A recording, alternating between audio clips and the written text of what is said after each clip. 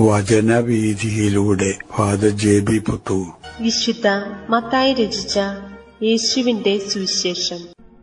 അധ്യായം 4, 23 മുതൽ 25 വരെയുള്ള വാക്യങ്ങൾ. യേശു രോഗികളെ സുഖപ്പെടുത്തുന്നു.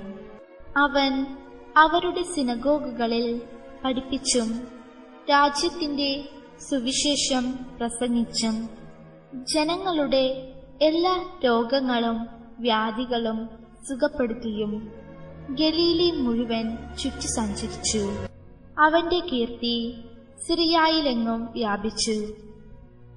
എല്ലാ രോഗികളെയും വിവിധ വ്യാധികളാലും വ്യതകളാലും അവശരായവരെയും പിശാചുബാധിതർ, അപസ്മാര രോഗികൾ, തളർവാദക്കാർ എന്നിവരെയും അവർ അവന്റെ അടുത്ത് കൊണ്ടുവന്നു. അവൻ അവരെ സുഖപ്പെടുത്തി.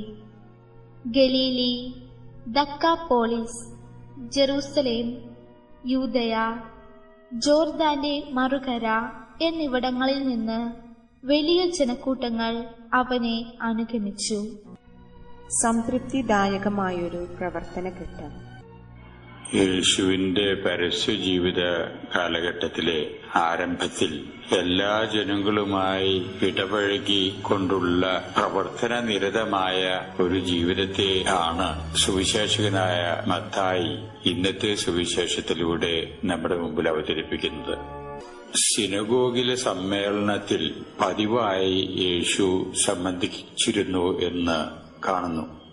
അവിടെ നടന്നിരുന്ന വേദപുസ്തക പഠന പ്രക്രിയയിൽ യേശു പങ്കെടുക്കുകയും അവിടേക്ക് വന്നിരുന്ന ജനങ്ങളെ അതിന്റെ വ്യാഖ്യാനങ്ങൾ നൽകിക്കൊണ്ട് പ്രബുദ്ധരാക്കുകയും ചെയ്തിരുന്നു. അതിനിടയിൽ ദൈവരാജ്യത്തെപ്പറ്റിയും ദൈവരാജ്യത്തെപ്പറ്റിയുള്ള തന്റെ തനതായ ദർശനങ്ങളെപ്പറ്റിയും അവരോട് പങ്കുവയ്ക്കാൻ ആ സമയം വിനിയോഗിച്ചു കാണും എന്ന് നമുക്ക് ധരിക്കാം.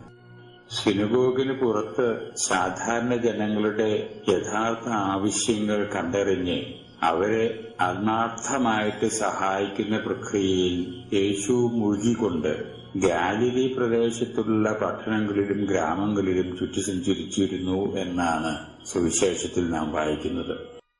പലവിധ രോഗങ്ങളാൽ ബാധിക്കപ്പെട്ട് വിഷമിക്കുന്ന ജനങ്ങളെ അസുഖത്തിൽ നിന്ന് വിമുക്തി നൽകിക്കൊണ്ട് അവരെ സഹായിച്ചുകൊണ്ടും യേശു ജനങ്ങളുടെ ഇടയിൽ ഫലവത്തായിട്ട് പ്രവർത്തിച്ചിരുന്ന ഒരു കാലമായിരുന്നു അത്. യേശുവിനെ സംബന്ധിച്ച് ജനങ്ങളുടെ ഇടയിൽ വലിയ മതിപ്പും ആദരവുമായിരുന്നു എന്ന് വ്യക്തമായിട്ട് സുവിശേഷത്തിൽ നിന്ന് നമുക്ക് മനസ്സിലാകുന്നു.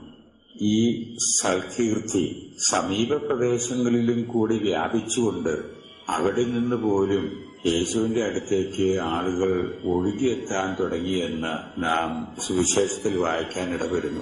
അങ്ങനെ എല്ലാ തരത്തിലും തനിക്കും മറ്റുള്ളവർക്കും സംതൃപ്തി ഉളവാക്കത്തക്ക വിധത്തിലുള്ള ഒരു കാലഘട്ടമായിരുന്നു അത്.